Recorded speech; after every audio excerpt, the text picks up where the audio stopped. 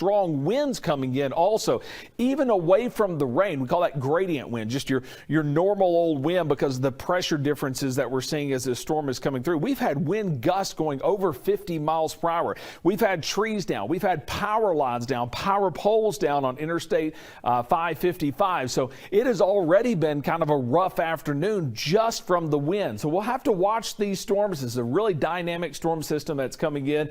Meteorologist Zach Holder is on standby here also. And Zach, you're over there kind of monitoring the internal chat with the Weather Service and some other things. You have anything new over there? Just that it's moving off to the northeast at about 31 miles per hour, and we're going to continue to watch this closely as we continue to see the storm system and the storm cell push off to the east. Here's some arrival times. If we go to max 2 and kind of show you what I'm looking at over here. Gibson, 2:30. Valley View, 2:37, 2:45 for the Jonesboro area. Phillips at 2:55, and Brooklyn after 3. So that's when those high winds would start to move in. And if a tornado does develop, that's about the estimated time of arrival as these storms kind of move out of southwestern Craighead County over the open fields towards Jonesboro, Valley View, and good chunk of Jonesboro as well. So like we mentioned, not a tornado warning right now, but kind of in the pre-stages of that, these can wrap up really quickly. Right now, though, it doesn't look like, tornado imminent, but just something we're gonna have to watch very, very closely as this storm continues to move off to the east. It's warned until 2:45. It's 2:19, so still have about 26 minutes left until this warning expires. It's moving to the northeast at about 31 miles per hour, but it's capable of around 60 mile per hour winds. And with the wind gusts already 40, 50 miles per hour, like we've mentioned, it's not going to take much to get those severe wind gusts. And so stay away from windows. It's 2:20. If some schools are dismissing early, probably a good idea to keep everybody in the buildings right now until this passes, because we do have that active warning, and you don't really want to be driving around as this starts to move into the Jonesboro area over the next 30 minutes, really 10 to 20 minutes actually, as it moves into the Jonesboro area. So watching this closely. Storm, and really kind of an area where we oftentimes have development of tornadoes. This area right through here has kind of been a breeding ground for the past couple of years. So in a good position to keep a good eye on this storm. Once again, for those of you that are just now tuning in, this is a severe thunderstorm warning. Nothing to panic about yet, but we did want to stay with this particular severe thunderstorm warning because it does have some weak rotation with it. The National Weather Service also flagging this severe thunderstorm warning with the possibility of having a tornado warning with it. Just not enough of a prompt, I guess, to issue a tornado warning with it. Yeah, so as Zach's talking about here, so this is our initial warning right through here. This polygon here, yellow with that red outline, that is a severe thunderstorm warning, but it's not a tornado warning, but the National Weather Service says, hey, this is a severe thunderstorm warning, but be prepared. This could be upgraded to a tornado warning. This does have the possibility of a tornado, and we're watching it a little closer. This other warning that you see here, the larger warning, which includes Paragould, goes all the way down to the south, kind of clips the northern parts of Cross County. That's a severe thunderstorm warning for the gusty winds along this line. But any of these little notches that we are seeing here, there's kind of one up around Bono, there's that one near Valley View, and there's one down around Fisher. Any of those could tighten up fairly fast. This is one of those situations where, we get storms sometimes that are like supercells, and they develop and they stay on the ground for a really long time, and we can kind of watch them evolve and develop into a tornadic storm. This is a little different. This is one of those things where one radar scan, nothing's there. Next radar scan, we've got a tornado, because they develop quickly. They're usually not huge tornadoes, and then they're done. They may last 3 or 4, maybe 5 minutes tops. So we're going to watch this and keep a close eye on it, just in case one of these little notches here develops into a tornado.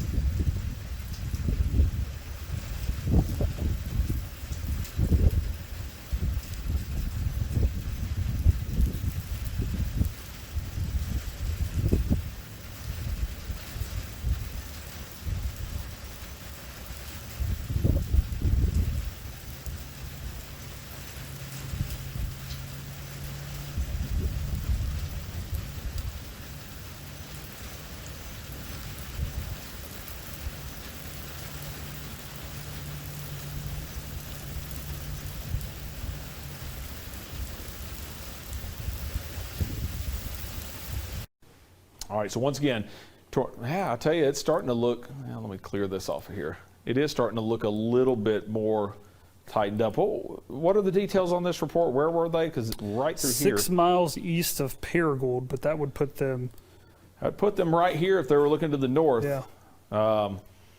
Yeah, this thing's tightening up right to the north of Bard. So I said Bertig just a minute ago. That's actually going to be south of this rotation. This is near Greene County Road 835, County Road 831, 811, up to the Mounds area. So if you're anywhere from pretty much Mounds over to Zenith, we need you in your tornado safe spot. Let's go back down to this other tornado warning that is in Mississippi County. There's the wind shift there.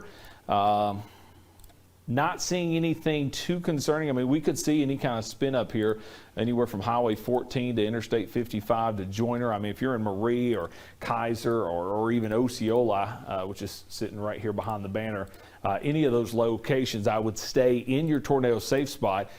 Let's take this serious, even though there doesn't look to be imminent threat along this line that we're seeing on radar. Go back out. All these severe thunderstorm warnings, if you're just now joining us, a lot of them have had that tagline with them of tornado possible. We got 2 tornado warnings in effect at the moment.